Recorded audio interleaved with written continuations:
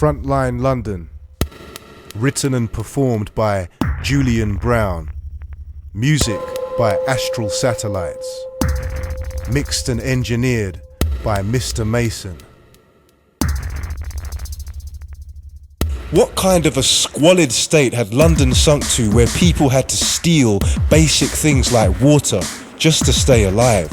Where gangs now fought over substances that were not long ago taken for granted, such as sugar, string, and milk?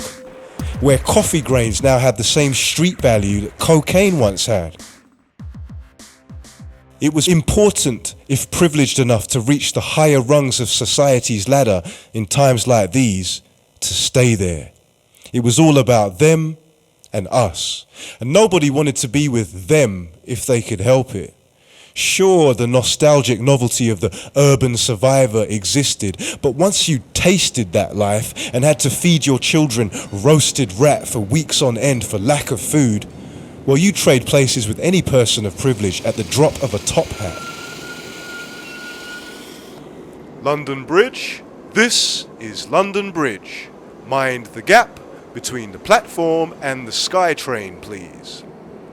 Place your open hand on the electronic palm reader to gain access to the carriage and remain calm at all times.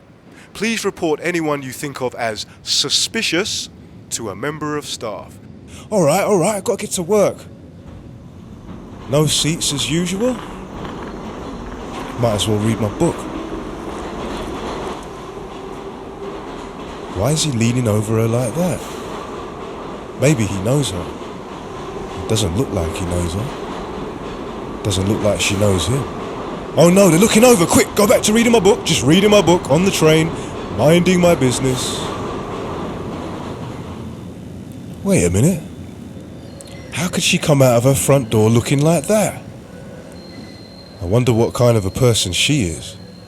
I mean, it was only last week. Oh no, they're looking over. Quick, go back to reading my book. Just reading my book on the train, minding my business.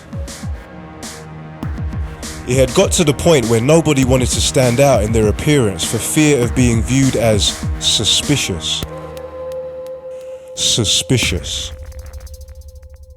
This term that was so overused, thrown around relentlessly as some tool of social control, a hat that seemed to naturally fit some more than others.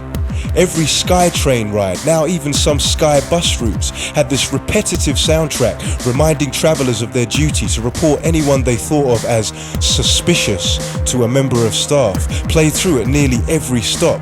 Like some kind of science fiction movie, a futuristic and intense atmosphere, as if the word suspicious had its own intrinsic meaning that the public as a whole agreed upon. But what and who was suspicious? Like saying I love you one too many times until the term no longer means anything.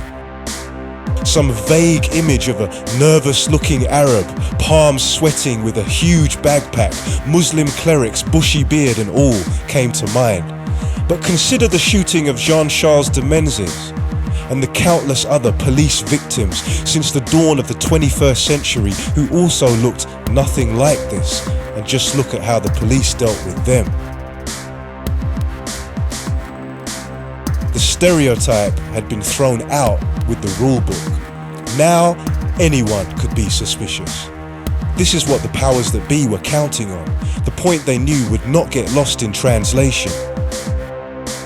Get in line, be the line, blend in, not just in the way you look, but also in the way you act, your attitude, your very way of being, much easier to police and more suited to the numerically ordered mind, this natural science underpinning society which attempted to understand the vast complexity of this world by putting everything and everyone into boxes.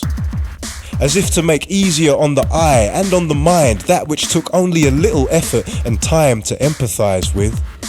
Complicated systems of global peoples and cultures simplified, given order, organized into numbers and colors.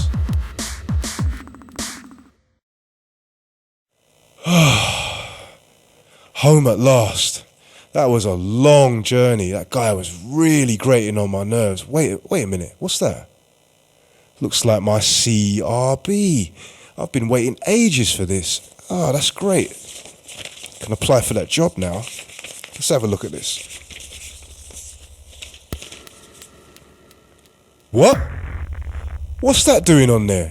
That happened 15 years ago. It was thrown out of court anyway. What's it doing under convictions?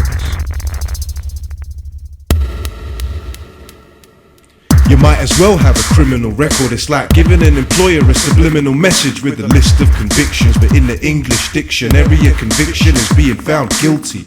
So acquittal shouldn't even be listed in the data drawn. They pull you in the office and they tell you that you lied on your application form.